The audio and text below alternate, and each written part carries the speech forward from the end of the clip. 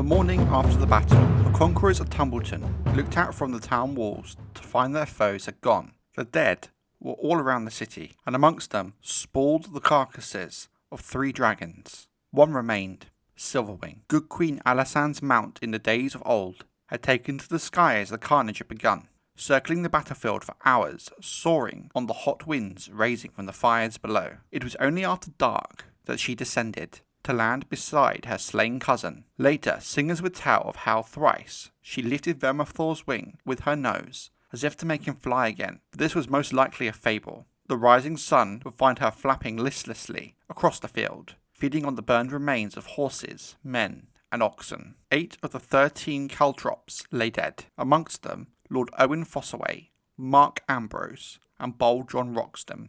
Richard Rodden had taken an arrow to the neck, and would die the next day. 4 of the plotters remained amongst them, however, Sir Hobbit Hightower and Lord Unwin Peake. And though Hardhugh Hammer had died, and his dream of being a king with him, the second betrayer remained. Off-White had woken from his drunken sleep to find himself to be the last dragon rider and in possession of the last dragon.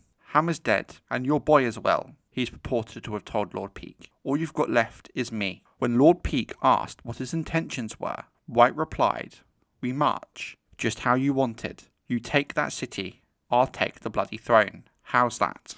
Next morning, Sir Hobbit Hightower called upon him to thresh out the details of their assault upon King's Landing. He brought with him 2 casks of wine as a gift, one Dornish red and one of Arbor gold.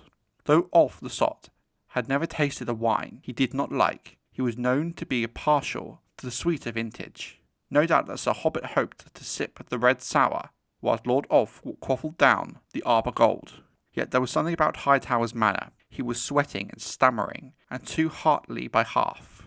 The squire who served them testified later that this pricked White's suspicions.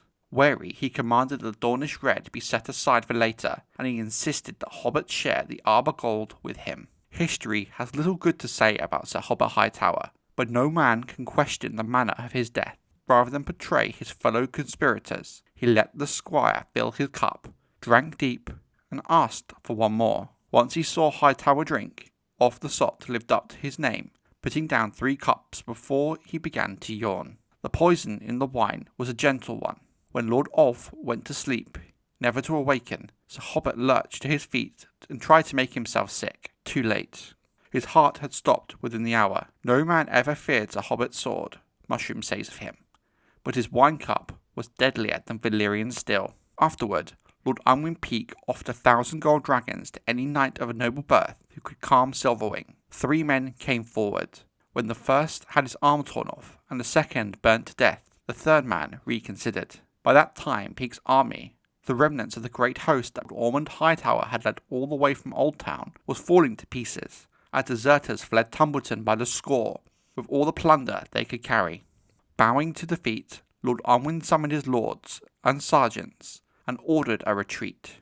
The accursed turncloak Adam Velaryon, born Adam of Hull, had saved King's Landing from the Queen's foes, at the cost of his own life. Yet the Queen knew nothing of his valour. Rhaenyra's flight from King's Landing had been beset with difficulty. At Rosby, she found the castle gates barred at her approach by the command of a young woman who'd claimed she had passed over in favour of a younger brother. Young Lord Stokeworth's Castellan granted hospitality, but only for a night. "They will come for you," he warned the Queen, "and I do not have the power to resist them." Half of the gold cloaks deserted on the road, and one night her camp was attacked by broken men and bandits. Though her knights beat off the attackers, Sir Balon Birch was felled by an arrow, and Sir Lionel Bentley, a young knight of the Queen's Guard, suffered a blow to the head that cracked his helm. He perished raving the following day. The Queen pressed on towards Duskendale. House Darkland had been amongst Rhaenyra's strongest supporters, but the cost of that loyalty had been high. Lord Gunther had lost his life in the Queen's service, as had his uncle Stephen. Duskendale itself had been sacked by Sir Criston Cole. Small wonder then that Lord Gunther's widow was less than overjoyed with Rhaenyra's sudden arrival at her gates. Only the interjection of Sir Harold Drake persuaded Lady Meredith to allow the Queen within her walls. The Drakes were a distant cousin to the Darklands, and Sir Harold had once served as a squire to the late Lord Stephen. But Rhaenyra was only let in under the condition that she would not remain for long.